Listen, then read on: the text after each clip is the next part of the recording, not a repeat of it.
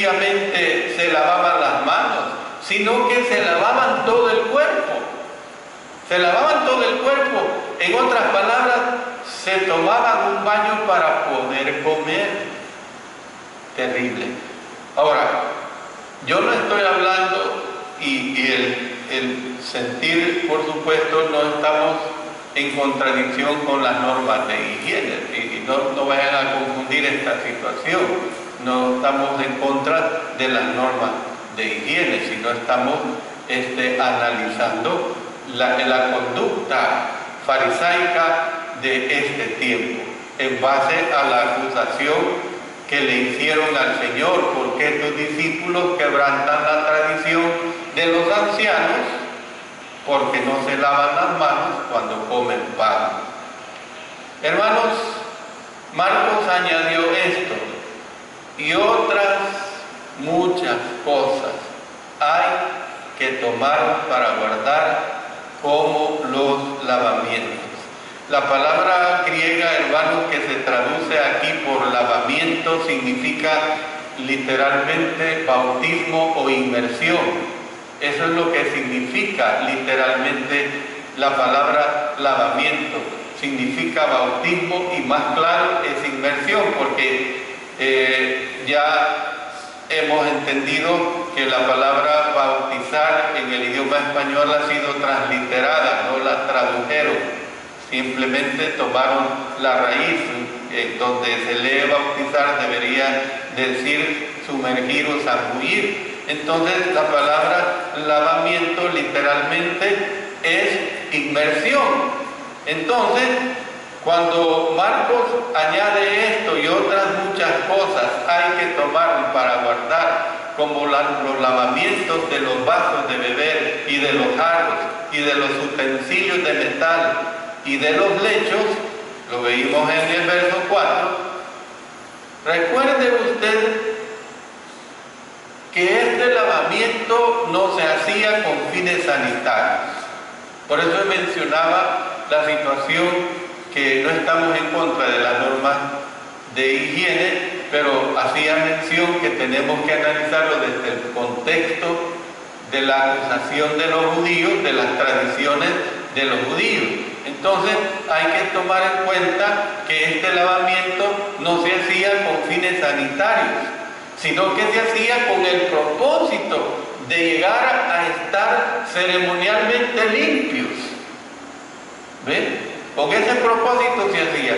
Las normas eran innumerables e increíblemente, como lo hemos dicho, totalmente complicadas, hermanos. Quiero terminar diciendo lo siguiente en relación al abandono de la tradición, hermanos. Tomando en cuenta todo lo anterior, todo lo que se ha expresado, imagínese usted cuánto horror les producía a los fariseos ver el sencillo estilo de vida de Jesús y de sus apóstoles. Imagínense el horror que les producía ver ese sencillo estilo de vida del Señor Jesús y de sus apóstoles. En Marcos capítulo 6, versículo 31, se nos hace ver que los discípulos ni siquiera tenían tiempo para comer. Miren lo que dice.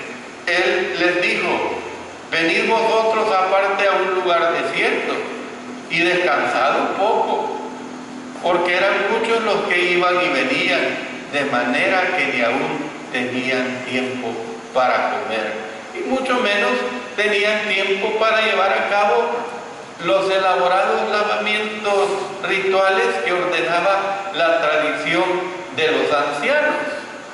Entonces, de los apóstoles se sabía incluso que arrancaban granos en los campos y que se los introducían en la boca. Vamos a Mateo capítulo 12 y leamos una porción que nos ilustra esto en los versos 1 hasta el 8. En aquel tiempo iba Jesús por los sembrados en un día de reposo y sus discípulos tuvieron hambre y comenzaron a arrancar espigas y a comer. Viéndolo los fariseos, le dijeron: he aquí tus discípulos hacen lo que no es lícito hacer en el día de reposo. Pero él les dijo: ¿no habéis leído lo que hizo David cuando él y los que con él estaban tuvieron hambre? ¿Cómo entró en la casa de Dios y comió los panes de la proposición, que no les era lícito comer ni a él ni a los que con él estaban, sino solamente a los sacerdotes? ¿O no habéis leído en la ley cómo en el día de reposo los sacerdotes en el templo profanan el día de reposo y son sin culpa? Pues os digo que uno mayor que el templo está aquí. Y si supieseis qué significa misericordia quiero y no sacrificio, no condenarías a los inocentes, porque el Hijo del Hombre es Señor del día de reposo. Amén. Es Señor del día de reposo.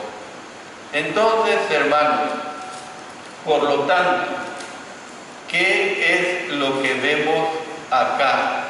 Es posible incluso que a los fariseos les hubiera llegado la noticia de que Jesús había permitido que 5,000 personas comieran sin lavarse las manos, hermanos. ¿Ustedes creen que esa multitud iba primero a lavarse las manos y lo que tenían era hambre, hermanos? Era hambre. Y es lo que el Señor les atendió. La alimentación de los 5,000 había tenido lugar poco antes de este incidente. Entonces, hermanos, ¿qué es lo que vemos? Que cuando los fariseos vieron a algunos de los discípulos de Jesús comer pan con manos inmundas, esto es, no lavadas, ellos preguntaron a Jesús diciendo: ¿por qué tus discípulos no andan conforme a la tradición de los ancianos, sino que comen pan con manos inmundas? Eran los más irrazonables, los peores detractores que han habido a lo mejor en esta tierra, porque se trataba de que eran los detractores del Señor Jesucristo, del cual la misma ley mosaica les había venido hablando y estaban totalmente preparados. En la siguiente lección vamos a ver, hermanos, cuándo es que una tradición es mala. Cuándo es que una tradición es mala. Dios ayude a cada uno de nosotros a recibir esta enseñanza con gozo y con la mejor actitud de nuestros corazones y nuestros pensamientos. Que el Señor nos bendiga, hermanos. Amén.